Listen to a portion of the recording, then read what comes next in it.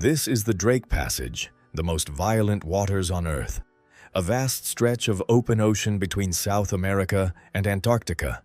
No land blocks the wind, no continent calms the sea. Storm systems circle the planet here without interruption.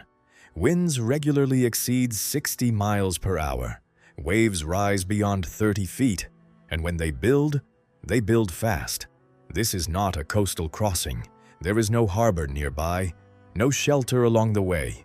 Cape Horn is behind you. Antarctica is still days ahead. If something fails in these waters, help is not hours away. It is days. For 5 centuries, ships have entered this stretch of ocean. Wood, iron, steel. Some crossed without incident. Many did not. Because here, the sea does not negotiate.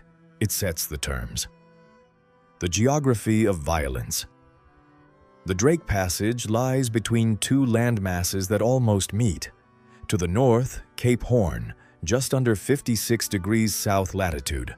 To the south, the South Shetland Islands and the Antarctic Peninsula, near 62 degrees south.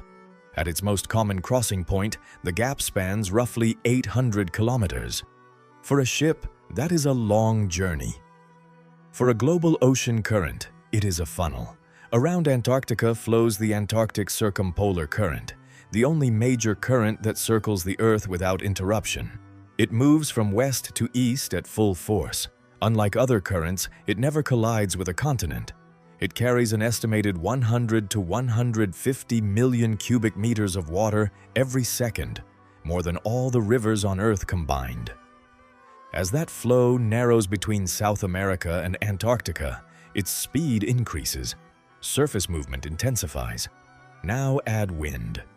Between 40 and 60 degrees south, strong west to east winds dominate. These latitudes earned their names from sailors who survived them, the furious 50s and the screaming 60s. Storm systems travel long distances over open ocean before reaching the passage. By the time they arrive, wave energy is already built up. Wind-driven seas ride on top of long swells formed thousands of miles away. They rarely move in the same direction. When they intersect, the surface becomes chaotic. Ships lose predictable motion. And when motion becomes unpredictable, control disappears. Wave and ocean conditions, wave heights in the Drake Passage often exceed 20 to 30 feet. In stronger systems, they rise beyond 40. Instrument data has recorded waves significantly higher. Depth also plays a major role. In some areas, the passage drops to more than 13,000 feet. Deep water allows long-period waves to maintain their energy without breaking early. There are no shallow continental shelves to reduce that power. Below the surface, underwater ridges disrupt the current. Turbulence increases.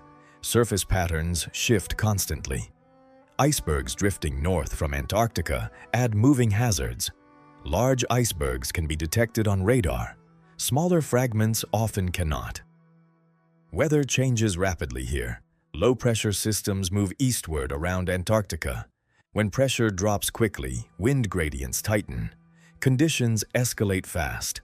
This is why the Drake rarely offers a steady rhythm.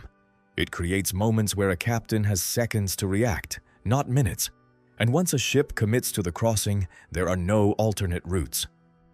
Only forward. Early explorers. The first Europeans who entered these waters did so without charts, forecasts, or knowledge of what lay ahead. They were not searching for the Drake Passage. They were pushed into it. In 1525, the passage had no name. Spanish ships were exploring the coast of South America, searching for a route to the Pacific through the Strait of Magellan. One of those ships, part of the Loaiza expedition, was commanded by Francisco de Hoces. As his vessel cleared the eastern entrance of the strait, a violent storm forced it south, farther than intended. Through wind and spray, the crew saw something unexpected.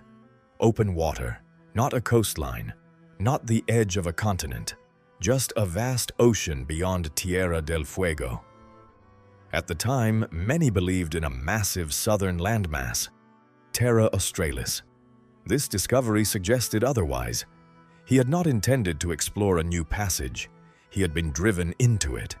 Navigation at the time relied on dead reckoning, compass headings, and estimated speed. Longitude could not be measured accurately at sea. In heavy storms, errors grew quickly. They survived and turned back north. But the idea of open water to the south remained. Drake's voyage. Half a century later, another expedition entered these waters. In 1578, Sir Francis Drake sailed through the Strait of Magellan with 3 ships. A storm struck. One ship was lost. Another turned back. Drake's flagship, the Golden Hind, was driven south. Like de Hoces before him, he found open ocean beyond Tierra del Fuego. This confirmed a crucial fact. South America did not connect to a southern continent. There was a route around it, a wider route, a far more dangerous one.